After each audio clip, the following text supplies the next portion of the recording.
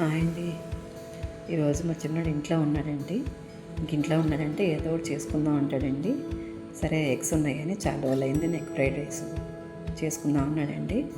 నేను తిన్నండి, వాళ్ళిద్దరి కోసమేనండి. ఎప్పుడు వాడే చేసుకుంటాడండి. ఈరోజు నేను చేస్తానులేమో వీడియో తీయన్నానండి. వాళ్ళిద్దరి మటుకే కదండి. ముందుగా గిన్నె పెట్టుకొని ఒక స్పూను 2 స్పూన్ల ఆయిల్ వేసానండి. ఆయిల్ వేసిన తర్వాత 4 గుడ్లు వేసానండి. 4 గుడ్లు వేసిన తర్వాత కొంచెం సాల్ట్, కారం, కొంచెం పెప్పర్ పౌడర్ వేసానండి. జస్ట్ కొంచెం పచ్చిగా పోయిన తర్వాత జస్ట్ అలా అనుకొని ప్లేట్లో తీసి పక్కన పెట్టుకోవాలండి ఈ కుక్కర్ని. తర్వాత మళ్ళీ అదే గిన్నెలో 2 స్పూన్ల ఆయిల్ వేసానండి. ఆయిల్ వేసిన తర్వాత ఆయిల్ వేడెక్కాక ఒక ఉల్లిపాయ అండి ముక్కలు కట్ చేసి పెట్టుకున్నానండి. ముక్కలు వేసానండి. అవి వేగిన తర్వాత కొంచెం అల్లం వెల్లుల్లి పేస్ట్ అండి ఒక హాఫ్ స్పూనేనండి. అంటే వాళ్ళిద్దరికీ కదండి, ఎక్కువ లేదు, మళ్ళీ ఘాటు వచ్చేస్తుందని కొంచెం వేసానండి. అది కూడా వేగిన తర్వాత ఇందాక పెట్టుకున్న ఉడుక్కుని కూడా వేసేసి జస్ట్ అలా కలిపానండి. ఎక్కువసేపు కలపకూడదంటండి, కొంచెం పెద్ద ముక్కలుగా ఉండాలమ్మా అన్నాడు. నాకు తెలియదు కదండి, ఎప్పుడు వాడే చేసుకుంటాడు కదా. ఇక తర్వాత తగినంత రైస్ అండి, వాళ్ళిద్దరి మట్టికేనే అలా వేసానండి. గుడ్లు కానీ రైస్ కానీ ఎవరిష్టం అండి, తినేవాళ్ళని బట్టి క్వాంటిటీని బట్టి వేసుకోవడమేనండి. ఇక్కడ కలిపిన తర్వాత ఉప్పు సాల్ట్ వేసానండి, కారం వేసానండి. ఉప్పు కారం కూడా కొంచెం కలుపుకున్న తర్వాత కొంచెం కలిసిన తర్వాత కొంచెం గరం మసాలా వేసానండి. గరం మసాలా కొంచెం పెప్పర్ పౌడర్ వేసానండి. ఎక్కువ టైం పట్టదులేండి, త్వరగానే అయిపోయింది. ఇక పెప్పర్ పౌడర్ వేసేసి కొంచెం మళ్ళీ అలా కలుపుకున్న తర్వాత కొంచెం సాస్ వేయమన్నాడండి, జస్ట్ కొంచెమేనండి. ఇక సాస్ కూడా వేసేసానండి. వేసుకొని కలిపేసుకొని ఉప్పు చూసుకోవడమేనండి. ఇక రెడీ అండి.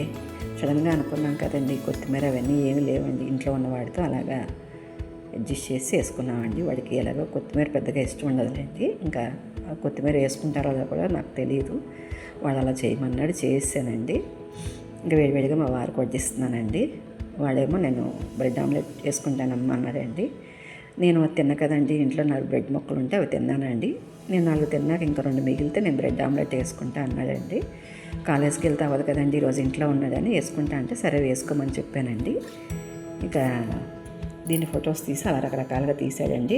నేను దాన్ని కూడా పెట్టేశానండి సరదాగా. బ్రెడ్ ఆమ్లెట్ వాడు వేసుకుంటుంటే నేను వీడియో తీశానండి, చూసేయండి. ఇదిగోండి బ్రెడ్ ఆమ్లెట్ ఒక గుడ్డు కొట్టుకున్నాడంటండి.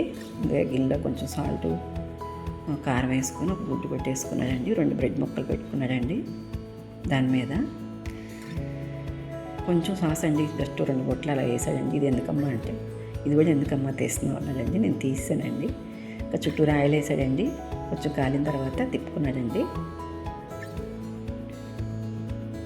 ఇంకోటి వేసుకోమ్మా అంటే అది చాలమ్మా అన్నాడండి. ఇది ఒకటి వేసుకొని అదొక ఎగ్ టేస్ట్ చూసాడండి. ఆ రైస్ కూడా ఎగ్ రైస్. ఇదిగోండి రెడీ బ్రెడ్ ఆమ్లెట్ అండి. ఇది కూడా నేను తిన్నా కాబట్టి ఇప్పుడు వాడే వేసుకుంటాడండి, అందుకని నేను సరదాగా తీసానండి. ఇక తర్వాత ఇది అయిపోయిన తర్వాత నా డ్యూటీ అండి. నా డ్యూటీ ఏంటో అనుకుంటున్నారా? లంచ్ కర్రీ అండి. మా వారికి మధ్యాహ్నం డ్యూటీ అండి. అందుకోసం కర్రీ చేయాలి కాబట్టి వంకాయ కర్రీ చేస్తున్నానండి. సరే అవన్నీ తీసా కదా, ఇది కూడా తీద్దామని చెప్పి సరదాగా తీసానండి. ఈ వంకాయల గురించి చెప్పాలండి. పొడవు వంకాయలండి. ఇవి మాకు విజయవాడలో ఎప్పుడు ఇవే ఉంటాయండి. తెల్ల వంకాయలు తక్కువ నేను చూసింది. విజయనగరం వచ్చిన కాడి నుంచి నాకు ఈ వంకాయలు కనిపించలేదండి. ఇప్పుడు ఈ మధ్యకాలంలో విజయనగరంలో కూడా అన్నీ వచ్చేస్తున్నాయండి. ఇక ఈ వంకాయలు కనపడినట్టు మా చిన్నోడిని తెచ్చిమని చెప్తానండి. ఇంకా కాలేజీ నుంచి వస్తా తెస్తాడండి ఏదైనా కూరగాయలు కావాలండి. ఒక 1/2 కేజీ వంకాయలు తీసుకున్నానండి. అందులో ఒక 3-4 పక్కకు పెట్టానండి.